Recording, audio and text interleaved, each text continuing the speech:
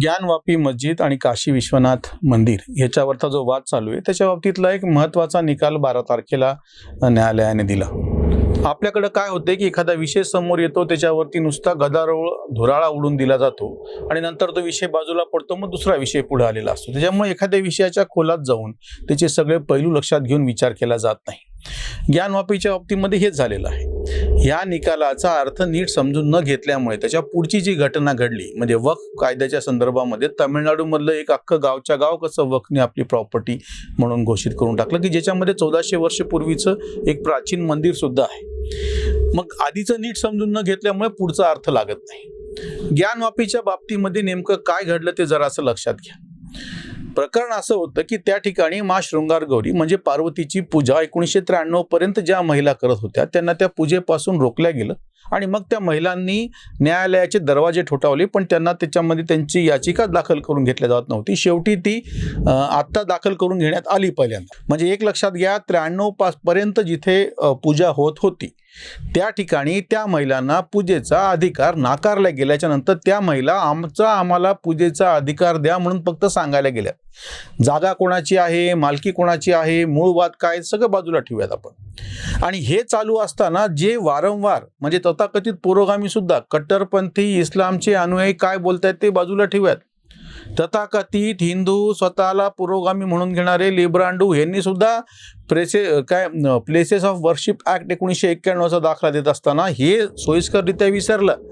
1991च्या या कायद्यामध्ये 1947ची जी स्थिती आहे 15 ऑगस्ट 1947ची प्रार्थना स्थळांची ती तशीच ठेवावी असं जे म्हटलेलं आहे. पण इथं वास्तविक पाहता 47 सोडाच 91 तर सोडाच 1993 पर्यंत त्या ठिकाणी मा शृंगारगौरीची म्हणजे पार्वतीची पूजा केली जात होती. मग या ठिकाणी प्लेसेस ऑफ वर्शिप ॲक्ट लागूच कसा होतो? म्हणजे तो ॲक्ट किती बरोबर आहे चूक आहे हा वाद तर अजून पलीकडचा. त्याला कसं आव्हान दिलं गेलेलं आहे, सर्वोच्च न्यायालयामध्ये तो खटला कसा आता प्रलंबित आहे आणि माहीत नाही कधीपर्यंत चालणार आहे तो.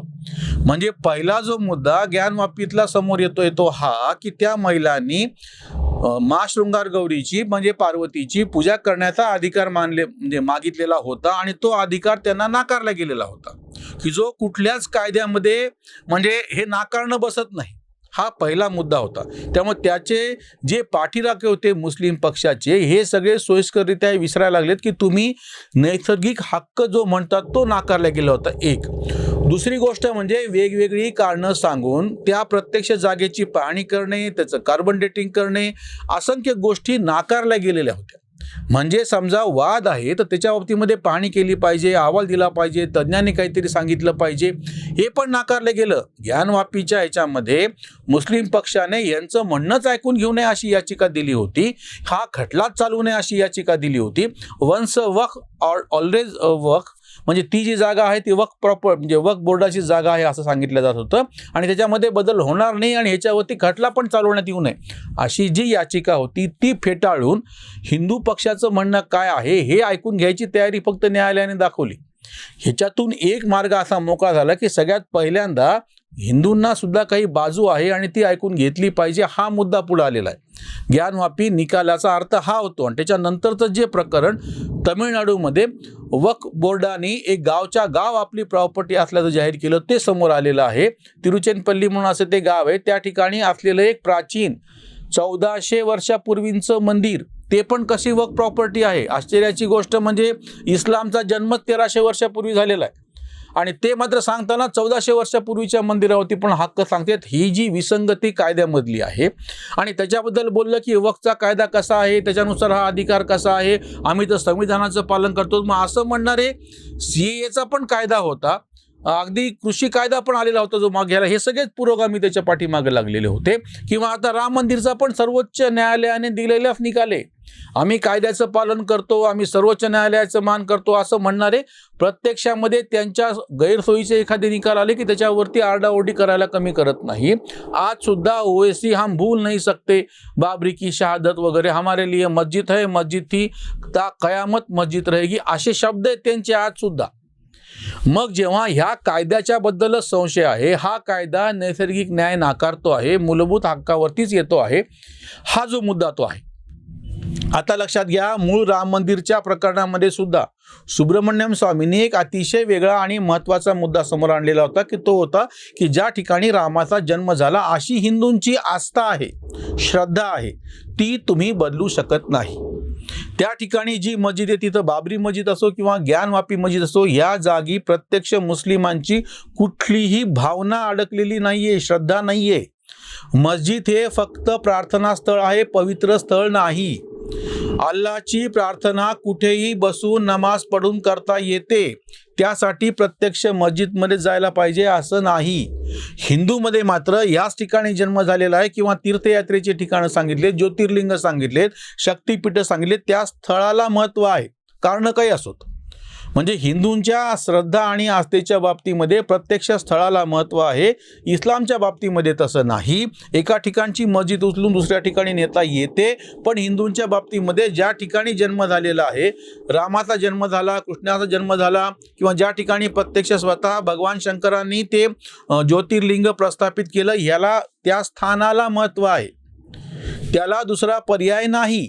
पण इस्लामच्या बाबतीमध्ये मात्र बाबरी मस्जिद असो किंवा ज्ञानवापी असो, याच्याशी संबंधित त्यांची कुठलीही अशी काही ती एक जागा आहे किंवा जयंती आणि पुण्यतिथी ज्या पद्धतीने हिंदूमध्ये साजरी केली जाते, ती जी समाधी असते त्या समाधीच्या ठिकाणी त्या तिथीला यात्रा भरते, असं काहीही इस्लाममध्ये नाही. हा मूलभूत फरक आहे. त्याच्यामुळे 85% बहुसंख्य हिंदूंची जी भावना आणि श्रद्धा आहे त्याचा आदर ठेवून आपण आपली तिथली असलेली मस्जिद त्याच्या पोटी बाजूला घ्यावी, इतकी पण सहृदयता मुस्लिमांनी राम मंदिरच्या प्रकरणात दाखवलेली नव्हती. म्हणून तो कायद्याचा मार्ग अवलंबावा लागला. 1-2-28 वर्ष वाट पाहावी लागली. 1991-92ची ती खटला आहे, तेव्हापासून 2019ला त्याचा निकाल लागलेला आहे. म्हणजे तुम्ही एक लक्षात घ्या, बहुसंख्य हिंदूंचे जे श्रद्धा विषय आहे, जे त्याच्या आस्थेचे विषय आहेत, त्याच्यासाठी त्यांना न्यायालयीन पातळीवरती दीर्घ काळ लढावं लागतं. पण काय सहिष्णुता म्हणून, माणुसकी म्हणून, आपल्याच हिंदू भावनेच्या बंधूंच्या भावनेची कदर म्हणून इस्लाम पक्षांनी तेव्हा ती जागा स्वतःहून दिलेली नाही. इतकंच नाही, त्या ठिकाणी मूळचं असलेलं मंदिर पाडून त्या ठिकाणी ही मस्जिद उभारली गेली. हे जे वारंवार सांगितलं गेलं होतं, पुरातत्व विभागाचा 1978चा अहवाल पण त्याच्यासाठी हवाला म्हणून दिलेला होता, जो के मोहम्मद त्या समितीमध्ये होते, त्यांनी पण नंतर ते सांगितले. आणि नंतरच्याही उत्खननामध्ये जे काही खांब सापडलेले आहेत, स्तंभ सापडलेले आहेत, मंदिरांचे अवशेष सापडलेले आहेत, ते हेच सिद्ध करतात की त्या ठिकाणी प्राचीन असं मंदिर होतं. आता दुर्दैवाची गोष्ट अशी की हे समोर ढळढळीत पुरावे आल्याच्या नंतर सुद्धा मुस्लिम पक्षाला हे मान्य करायचं नाही. आता ही ज्ञानवापीच्या बाबतीमध्ये स्पष्टपणे त्याची जी पाठभिंत दिसते आहे ती एका मंदिराचे अवशेष आहेत. हे काही वेगळं सांगायची गरज नाही. आम्ही यापूर्वी पण त्याच्यावरती व्हिडिओ केलेले आहेत. वक्फ बोर्ड एखाद्या जमिनीला स्वतःची प्रॉपर्टी म्हणून जाहीर करतं आणि दुसऱ्या पक्षावरती हे बर्डन येतं की ती त्यांची नसून तुमचीच आहे, सिद्ध करा. त्यांच्यावरती काहीच बंधन नाही आहे. ज्या ठिकाणी त्याचा वापर केला गेलेला आहे 20, 25, 50 वर्षांपासून किंवा त्याच्यापेक्षा जास्त वर्षापासून यूज, म्हणजे वापर जरी केला तरी ती जमीन वक्फची होऊन जाते, कागदपत्र असो किंवा नसो. ह्याच्यामधलं अतिशय म्हणजे काय म्हणते विचित्र असं उदाहरण म्हणजे प्रत्यक्ष ताजमहालवरती सुद्धा वक्फ बोर्डाने अधिकार सांगितला होता, मग सुप्रीम कोर्टामध्ये ती केस हारले. असं कितीतरी ठिकाणी घडलेलं आहे आणि याचा उद्देश स्वच्छ आहे. आता ही ज्ञानवापी केसमध्ये मुस्लिम पक्ष हारणारच आहे, जो त्या बाबरी मस्जिदच्या प्रकरणामध्ये हारला होता. फक्त यांना कालहरण करायचं आहे, तरसवायचं आहे, लांबवायची आहे ही गोष्ट. त्याच्यामुळं ज्ञानवापी निकालाचा अर्थ एक चांगला असा निघतो की जो पुरोगाम्याने त्याचा अनर्थ केलेला आहे, जो अन्याय बहुसंख्य हिंदूंवरती होत होता, त्यांच्या आस्थेच्या ह्याच्यावरती होत होता, त्याच्यावरती दाद मागायचाही अधिकार नव्हता, तो अधिकार आता प्राप्त झालेला आहे. म्हणजे किमान तुम्ही दाद मागू शकता. तुम्हाला तुमचे पुरावे सादर करावेच लागतील. ते बर्डन तर हिंदू पक्षावरती आहेच, मुस्लिमांवरती नाही. वक्फ प्रॉपर्टी म्हणल्याच्या नंतर त्याच्यावरती ती प्रॉपर्टी खरंच वक्फची आहे की नाही हे सादर करायचं त्यांच्यावरती काहीही बंधन नाही. पण तेच दुसऱ्या पक्षाला मात्र ते बंधन आहे. जसं की आता या केसमध्ये पण अतिशय बारकाव्याने ज्ञानवापी प्रकरणामध्ये एक एक पुरावा, एक एक चिन्ह प्रत्येक गोष्टीसाठी हिंदू पक्ष त्यांनी धडपड केलेली आहे. त्याच्यावरून एक मुद्दा असा लक्षात येतो की हे ठरवून चालू आहे आणि हा ठरवून आडमुठपणा केला जातो आहे. त्याच्यावरची ही उसंतवाणी ज्ञानवापी केस दूर अडथळा झालासे मोकळा न्यायमार्ग. हिंदू पक्ष जरा सांगू पाहे काही ऐकायाचे नाही मुस्लिमांना. शृंगार गौरीची नाकारून पूजा दाविला का दुजा न्याय ऐसा. श्रद्धेची ती जागा नाकारला हक्क अन्यायाने थक्क जग सारे. मुस्लिमांची सारी खोटी दमदाटी मुस्लिमांची सारी खोटी दमदाटी न्यायाची ती काठी बसे माथा. आदि ज्योतिर्लिंग पवित्र ही जागा श्रद्धेचा हा धागा अतूट असा. कांत म्हणे लावा सत्याची कसोटी हिंदूंची सचोटी जिंकणार हिंदूंची सचोटी जिंकणार. आता ज्या पद्धतीचा सगळा तो खटला उभा राहिलेला आहे, ज्या पद्धतीने न्यायालयाने ते प्रकरण ऐकून घेण्याचं मान्य केलेलं आहे, त्याच्यातूनच हा मार्ग समोर येतो आहे की जो सत्याचा पक्ष आहे, जी सचोटीनं समोर आणलेली गोष्ट आहे, त्याच्या आधाराने हिंदू पक्षाचाच विजय निश्चित आहे आणि तसा तो न्यायाच्या मार्गाने व्हावा, न्यायालयात व्हावा हीच अपेक्षा. इथेच थांबूयात. धन्यवाद.